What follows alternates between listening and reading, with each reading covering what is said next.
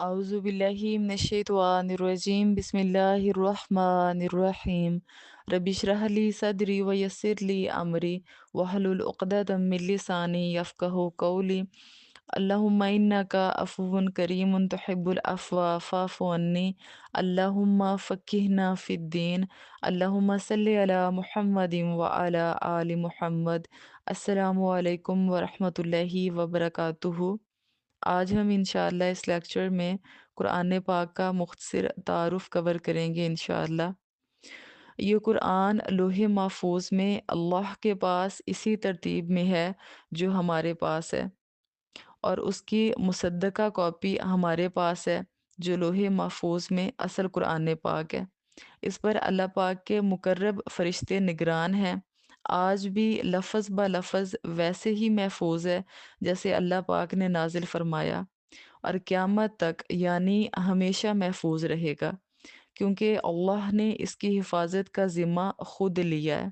یہ قرآن نبی کریم صلی اللہ علیہ وآلہ وسلم کے سینہ اطہر پر محفوظ ہوا، اور اللہ اکبر کبیرہ آج بھی ہمارے پاس وہ نسخے موجود ہیں جو سیدنا عثمان رضی اللہ عنہ نے لکھوائے تھے اس زمانے میں۔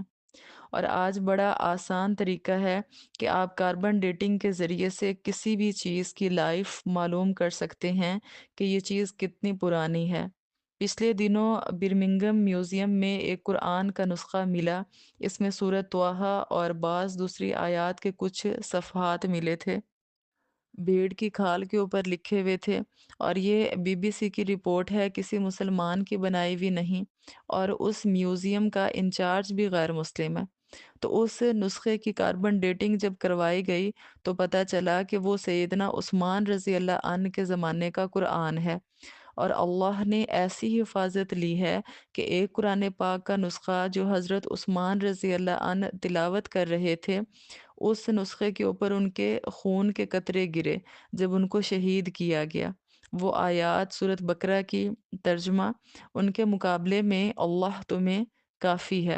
وہ آج بھی خون کا نشان، وہ نسخہ محفوظ ہے توپ کاپی میوزیم ترکی کے اندر۔ اور ایک اور اسی طرح کا نسخہ جو حضرت عثمان رضی اللہ عنہ نے لکھوایا تھا، وہ رشیا کے میوزیم میں محفوظ ہے۔ سیم وہی قرآن ہے جو ہمارے پاس ہے، جو تاج کمپنی والے چھاپ رہے ہیں، یا ضیاء القرآن پبلیکیشن والے چھاپ رہے ہیں، یا انٹرنیشنل لیول کے اوپر جو ایک کاتب ہے عثمان طٰہٰ دمشق سے۔ اس کی تصدیق کون کرتا ہے؟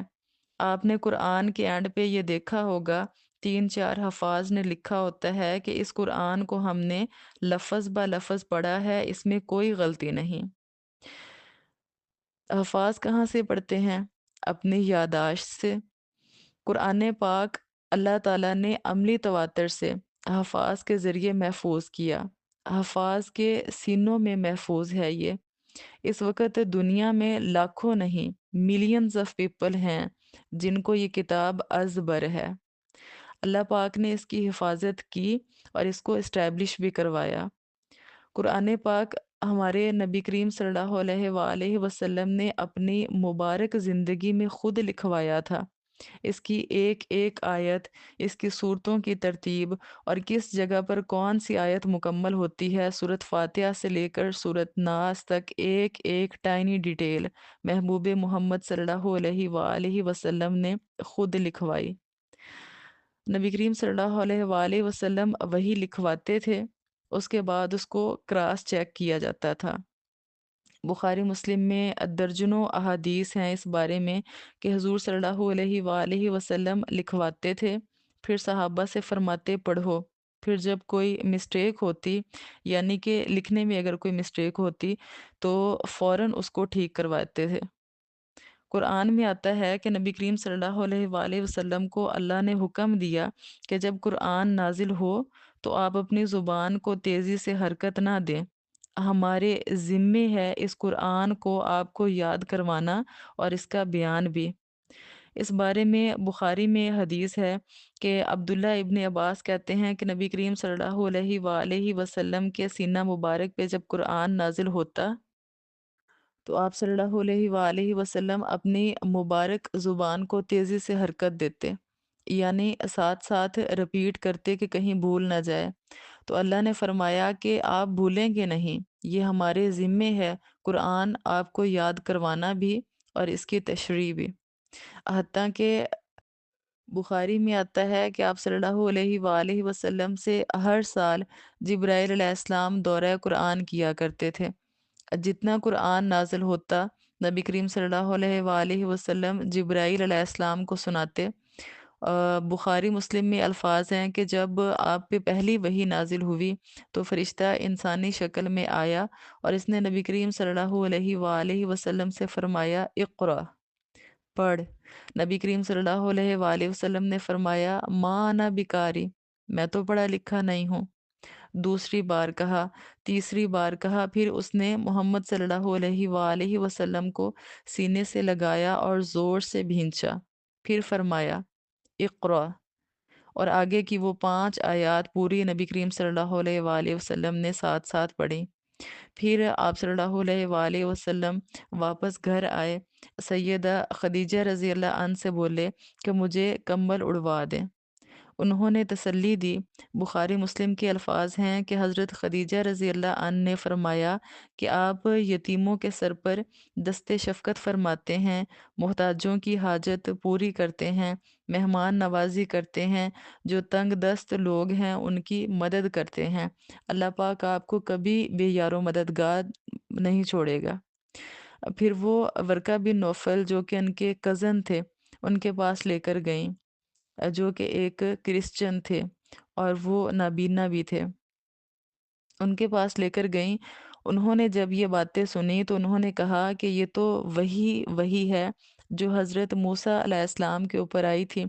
عنقریب آپ کی قوم آپ کو شہر سے نکال دے گی۔ تو نبی کریم صلی اللہ علیہ وآلہ وسلم نے فرمایا مجھے نکال دے گی؟ یہ تو مجھ سے بڑی محبت کرتے ہیں۔ انہوں نے کہا کہ آپ صلی اللہ علیہ وآلہ وسلم سے پہلے جس نے بھی توحید کی بات کی، اس کے ساتھ اس کی قوم نے یہی کچھ کیا ہے۔ اگر میں اس وقت تک زندہ رہا تو میں آپ کی مدد کروں گا، مگر وہ پہلے ہی فوت ہو گئے۔ بخاری میں آتا ہے کہ جب جنگ یمامہ ہوئی تو اس جنگ میں کئی حفاظ شہید ہوئے۔ تو پھر حضرت عمر رضی اللہ عنہ نے یہ مشورہ دیا کہ ہم جو قرآن کہیں چمڑے کے اوپر، کہیں ہڈیوں کے اوپر اور کہیں لکڑی کے اوپر لکھی ہوئی نبی کریم صلی اللہ علیہ وآلہ وسلم کی جو وحی موجود ہے اس کو ایک جگہ پر اکٹھا کر کے کتابی شکل دیں۔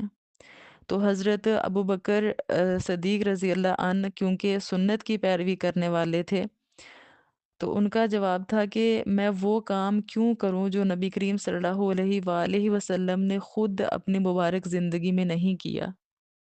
پھر حضرت عمر رضی اللہ عنہ ان کے ساتھ بحث کرتے رہے کہ اس کی ضرورت ہے، حتیٰ کہ حضرت ابو بکر صدیق رضی اللہ عنہ فرماتے ہیں کہ اللہ نے میرا سینہ کھول دیا، یعنی مجھے بات سمجھ آ گئی۔